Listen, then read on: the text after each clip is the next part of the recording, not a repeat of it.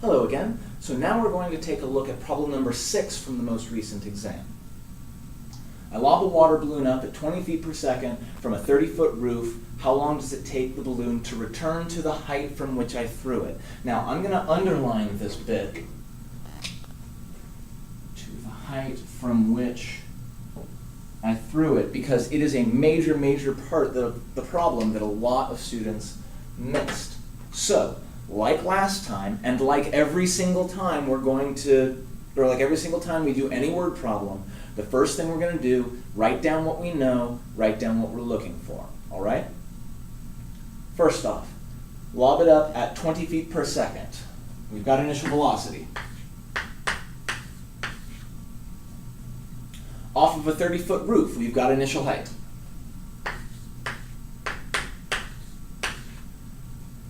Now, here's the part that a lot of students seem to have trouble with.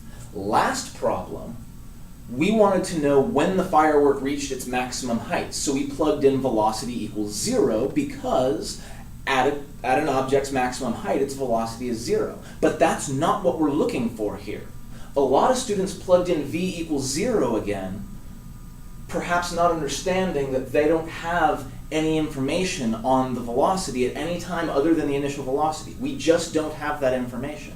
You can't plug in v equals 0 because I haven't given you that. All right? All we can do every single time that we plug something in, every single time that we substitute a variable for a value, we have to have a good, strong reason why we're doing it. So if we don't know what the velocity is, what do we know? Well, looking at the problem, that bit I underlined. How long does it take the balloon to return to the height from which I threw it? What's the height from which I threw it? 30 feet. So instead of trying to plug in v equals 0 or something unrelated like that, I'm going to say that my height is 30. At the moment I'm talking about, the balloon has left my hand, it reached the top, and it came back down to that 30-foot mark, the place where it was when I threw it. So, once again, as before, take a look at what we've got, take a look at our equations. Which equation do we have the pieces for? Well, looks to me like we've got the pieces for the top equation, and we don't have the pieces for the bottom equation, right? The velocity equation has velocity, time, and initial velocity, and of those three, we only have one, so it's not useful to us. All right? So, let's use the height equation. Height, which is 30, equals negative 16 t squared. Time is what we're looking for. Note the words, how long does it take? That means that we're solving for time. Negative 16 t squared plus v0, which we said was 20, plus initial height of 30. All we've done is we substituted the values we know into the equation into which it fits. Okay, first things first, subtract 30 from both sides. We end up with 0 equals negative 16 t squared plus 20 t. Now, how do we factor this? In order to get this working, we're going to need to factor it into two things that are multiplied together, that's what factor means, and set each bit equal to 0. We've done this.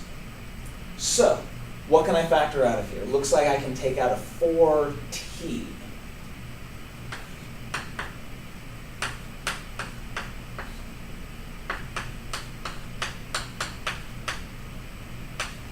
If you need practice factoring, let me know. I will make sure to give you more practice factoring because it is extremely important in the first year of algebra to know how to take a quadratic and factor it into two or more distinct pieces. Now, once we have it factored into two pieces, we know that two things multiplied together to make 0 means that one or the other of them has to be 0. So we're going to set each piece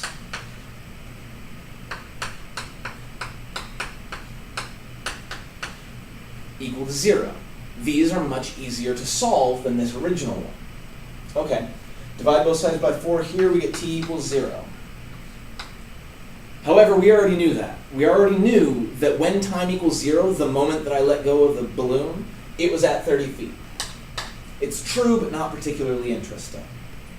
What we're looking for is this other one. I'm going to subtract 5 from both sides, divide by -4, you end up with t equals 1.25 seconds.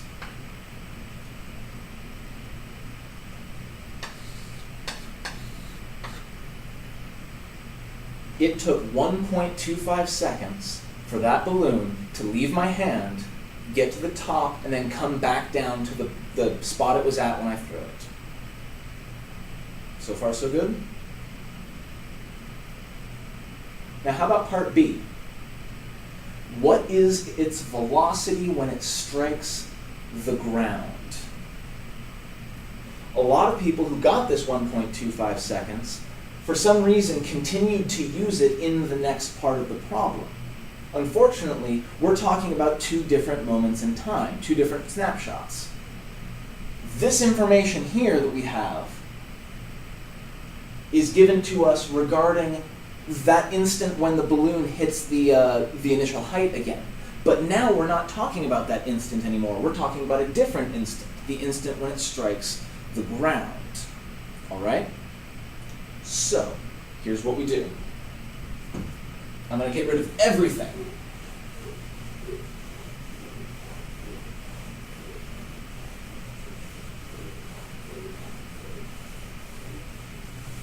We're treating this as a completely new problem. Now, what is its velocity when it strikes the ground? Now, the initial height and the initial velocity of the balloon are still the same. V0 is still 20. H0 is still 30. But this time we can't say that the height is 30 because it's not. We want to know what's going on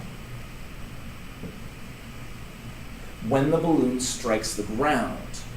And as we've mentioned over and over in class, that means that height is 0. Now we've got a new problem with a new set of given values, and we can go from there. Again, which of these do I have the pieces for?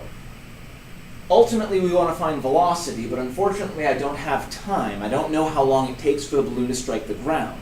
Again, that 1.25 seconds that we got in part A is no longer relevant. That was a different snapshot, a different moment in time. So what do we do now?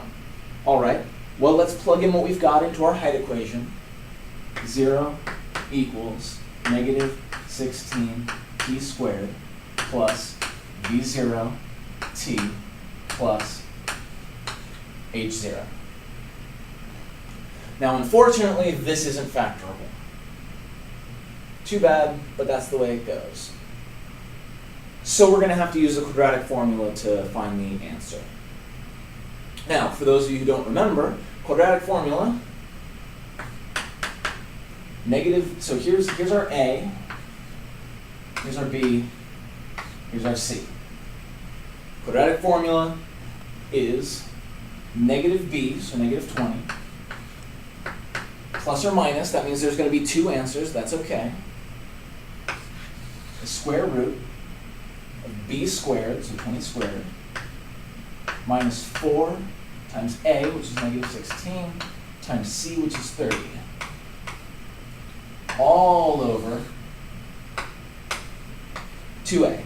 16 times 2, or -16 times 2 is -32.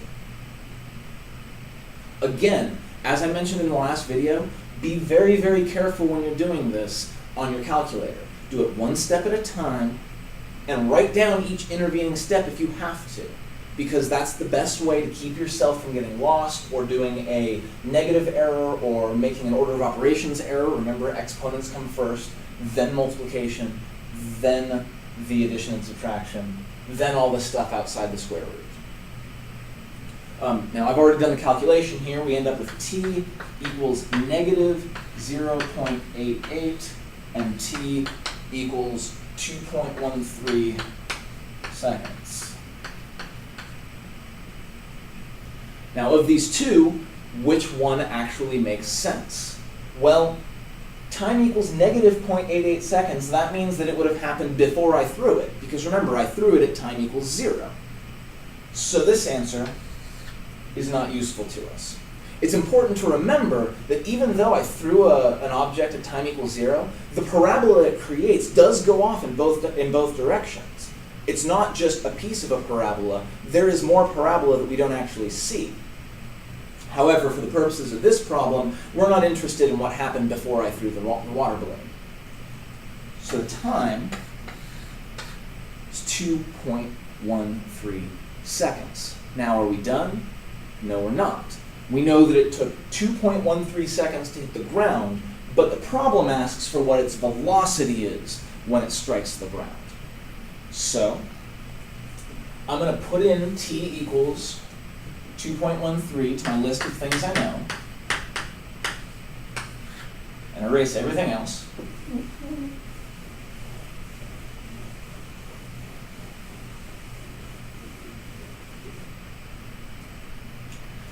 And we want to solve for velocity. All right, velocity equals negative 32 times time plus our initial velocity. Now, as I mentioned in class, these formulas we're just going to have to kind of take on faith for a while. Make it up to calculus and you will learn how these formulas are derived. It's actually a pretty easy process once you get to calculus, but for now we're just going to take them on faith. So, negative 32 times 2.13 is negative 76.16 plus 20, so we get our velocity equals negative 56.16 feet per second. And this makes sense, because it's going down, which means its velocity is going to be negative. Now, what about speed? Speed is a little bit different, not really different, but a little bit different. Whereas velocity has a direction, up being positive and down being negative, speed is always positive. Speed, it doesn't matter which direction you're going, it doesn't matter any of that. All that matters is your rate. So if the velocity is negative 56.16 feet per second, that means the speed is going to be positive 56.16 feet per second. So the big lesson that I want you to take away from this video, other than the lesson I already mentioned of writing down what you know, which is extremely important in case I haven't made that very clear, is that not all of these problems are going to have the same method of solution. All of them are going to involve writing out your variables, figuring out which equation they fit in, and plugging in the pieces you know to find the pieces you don't. But every time you plug in a piece you know, you have to make sure that it is actually a piece that you know. You can't substitute values in just because that's the way you did it last problem. It doesn't work that way. Every problem is individual, and you have to write down your initial values, your given values, individually for every single problem. Thank you for watching.